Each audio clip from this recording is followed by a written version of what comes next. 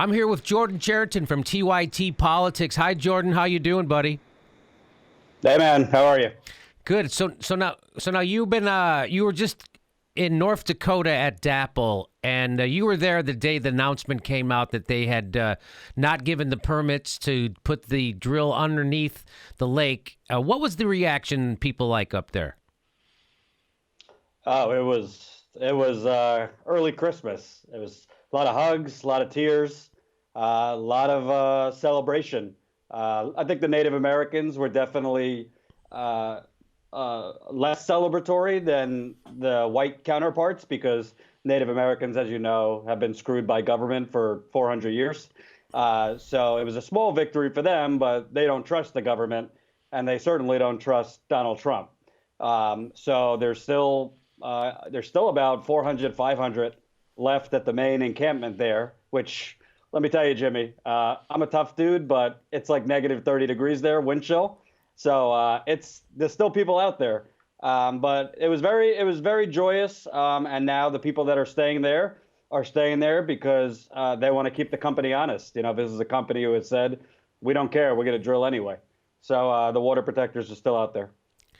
Oh, so they're there in case the company decides to just ignore the fact that they don't have the legal right to drill underneath the lake, and they will just do it anyway. And I'm sure they would, right?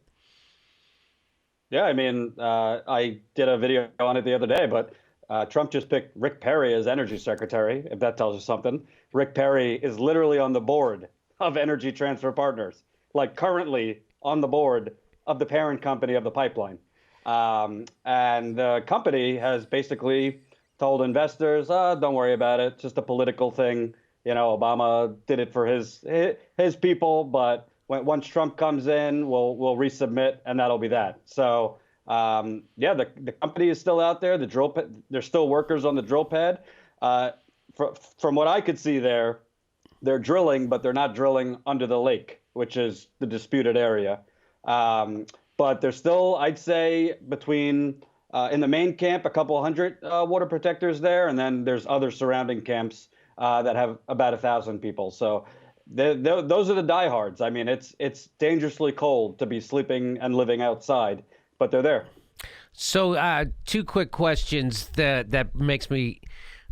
First of all, the fact that he put Rick Perry for energy and he's on the board of Energy Transfer Partners, it makes it a little easier to oppose this, right? And it makes it a little easier to make horrible decisions like this stick to Donnie Tynahan's Trump because whereas before we would have we'd have Tim Kaine as our vice president, and he would be influenced because he took his super PAC, took money from Energy Transfer. So it's a little harder to connect the dots before, or we have to get a transcript of a speech that Hillary Clinton gave behind closed doors to the people funding the pipeline to figure out what they really think. But now you don't have to do that with Donald Trump. Donald Trump just goes, yeah, I'm putting the guys in charge of energy right in my administration. I'm getting the CEO from Exxon. He's going to be running the foreign policy. He's just taking out the middleman. What do you think of that assessment?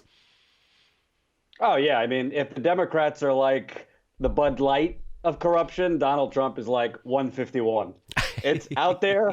He's not hiding it. I mean, it's kind of laughable. It's so transparent. Yes, I mean, it is. First of all, like, yeah, people focus on the fact that Rick Perry's a doofus, and he is, but he was on the board. The numbers are out there. He made $107,000 in cash last year and $255,000 in stock options. That's not even to mention the the CEO of the company, Kelsey Warren of Energy Transfer Partners, has given him close to $2 million in his career. So all these numbers are out there. So yeah, I mean, I think that if Donald Trump tries to reapprove this, obviously Rick Perry's on board. You have a clear bullseye of what you're going after. And as you say, Donnie Tynahan's, he'll have to explain why he is approving a pipeline that, from the Army Corps' point of view, they could not approve. They could not find it safe enough to give a permit to drill under a main water source. Why he's approving a pipeline that he has shares in, and his energy secretary has personally profited from. It's just very openly corrupt. Yeah, so this is the thing that a lot of the Hillary Clinton defenders during the primary and the general, when you would talk about her being corrupt, they would go, do you have any evidence? Do you have any evidence of her corruption? Meaning, do you have any evidence of quid pro quo? Meaning that did someone give Hillary Clinton $1 million and then she turned around and did something for them? Well, those emails show that there's a lot of that stuff going on with the Clinton Foundation, and the fact that she gives speeches for $600,000 or $800,000 to Wall Street banks, and they ask her, why did you take that money? She goes, well, that's what they offered. So it's a little harder to put together. So it takes in one more step. And now there isn't that. So now we won't have to put it together anymore. There will be direct corruption. There will be a quid pro quo. Hey, you approved this thing and you made money off it. So we won't have to play that game anymore. Do you know what I mean? Right. And, honestly, God bless Bernie Sanders, but if there was a less honorable Jewish mensch running against Hillary Clinton, the quid pro quos that Hillary Clinton has performed would be out in the open too.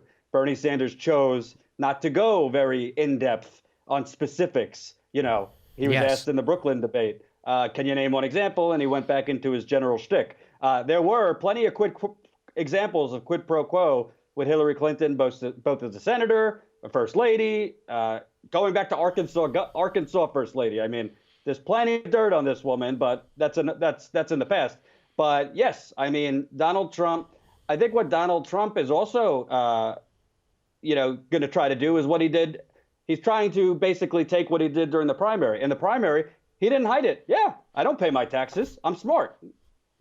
So I think he's going to try to pivot that to his presidency and say to his investors, yeah, I picked an energy secretary, and yeah, this energy secretary made money from this company, but that's how business is done. We need more people as smart as me and Rick Perry in government.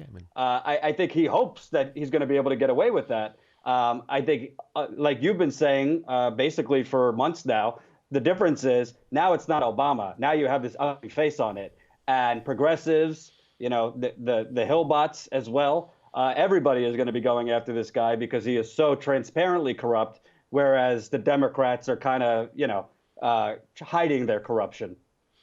So I wanted to ask you one more thing about DAPL. Do you think it was the 4,000 veterans who showed up there that made a difference?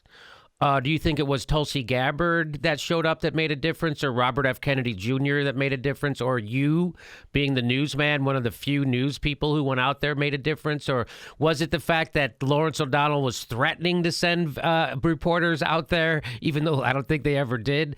Or do you think it was all those things together? What do you think it was that made the Barack Obama administration finally delay the pipeline? Well, I will tell you, Jimmy, I reported it on Politics, but the Army Corps, from my understanding, the Army Corps is under the president, so they can't unilaterally do something. But the Army Corps all along wanted to deny this permit. President Obama was the one delaying the Army Corps from doing so. I think it was the 4,000 veterans coming down and finally having CNN grace MSNBC, the New York Times, grace Standing Rock with their presence. Did they make it down there? They made it down there? CNN came down there for a hot minute. I think NBC did. I think the New York Times did. Okay. They came down because to them, we might have a shootout at the OKK Corral. That's to them what a story means. Right. The possibility of veterans versus police. But I think that optic is what forced Obama to come out the day before, because Obama did not want, it's one thing, like we've talked about, if there's brutality going on where a woman's having her arm nearly blown off and another woman lost her eyesight and all these things, but the media wasn't there. But Obama and the government was seeing this veteran story was getting play. It was starting to get attention on cable news. And I think Obama did not want the optic of a possible there could have been fatalities, because I met a lot of those veterans. They were not there to hand flowers to the police. So I think that was why the timing of that came down when the veterans came. Okay. Hey, we're doing another live Jimmy Dore show the day after Christmas, December 26th. We're doing a live Jimmy Dore show in Burbank, California. Come see it. There's a link for tickets right there.